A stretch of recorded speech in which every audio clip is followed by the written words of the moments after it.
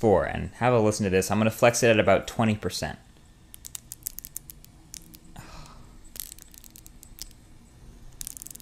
And you can see it's flexing when I do that. And there's a whole lot of different weird noises and popping and creaking going on because the back is removable, and that's probably a little bit of it. But just, I feel like I'm going to break the phone if I do that anymore. That's about 50%. I'm not going to put any more stress on it. That's concerning to me that there's such a big disparity in the build quality between these phones. Now, Samsung has said, and I've interviewed people on the Samsung team, that they have their own reasons for using plastic, and they're perfectly valid reasons, and there are pros and cons to using plastic, and there are pros and cons to using metal, like we all already know. The pros to a metal-built phone are build quality, durability, and feel in the hand. And like I said with the HTC One, it's a phone that I just kind of want to pick up and mess around with. It's got the best feel in the hand of any phone I've ever used. But the cons of metal are, number one, chipping. It tends to get chipped more easily. It's not as easily broken like the Galaxy S4's plastic, but it's a lot easier to chip if you drop it. And number two, temperature sensitivity. When the HTC One gets cold, it gets really cold. And when the HTC One gets hot, it gets really hot because metal is naturally more conductive than plastic. There's also another minor con to metal where there's not as great a radio sensitivity, so the radios kind of have to have their own place to go through the bands of the phone. The Bluetooth and Wi-Fi and 3G and 4G reception might not be as good if the phone is all metal, but luckily the HTC One takes care of that with a few bands of plastic around the phone.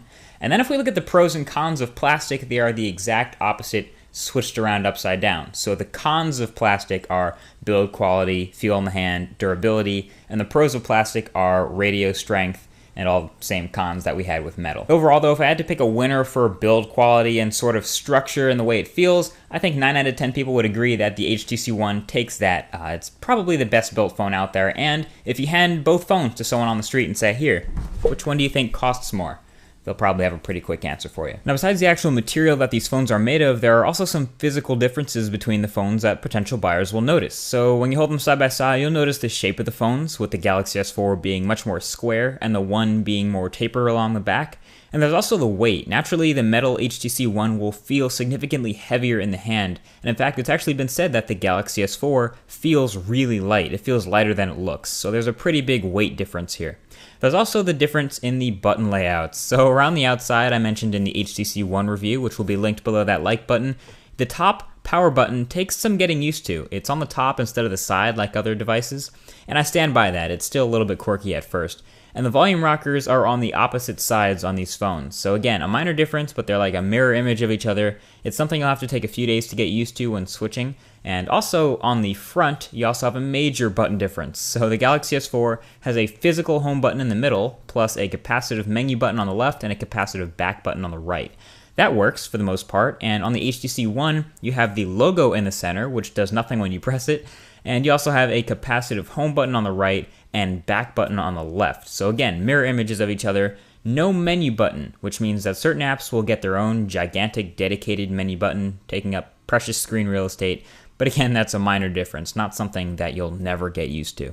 Another gargantuan difference, though, is the speakers. The Galaxy S4 has a single rear-facing speaker on the back of the phone that can actually be completely covered and muffled with a badly placed single finger by accident. The HTC One, on the other hand, has two massive front-facing stereo speaker drivers that absolutely blow every other device out the water. I've done tests with these. It's in the HTC One review if you want to watch it, but they produce insanely great, crisp, loud, and clear audio that still impresses me today, and I've been using the phone for weeks, so it's really great speakers.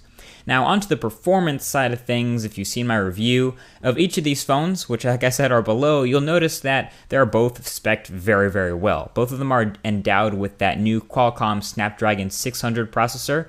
Similar clock speeds, not identical, but like I said, pretty much everything is very well spec'd here. And they also get similar benchmark scores, so they're very, very close in terms of the performance department. But I did notice a bit of stuttering on some places in the Galaxy S4, particularly in the gallery and sometimes in the notification shade, that I absolutely did not notice in the HTC One. Now, I mentioned that the HTC One in the review was a very quick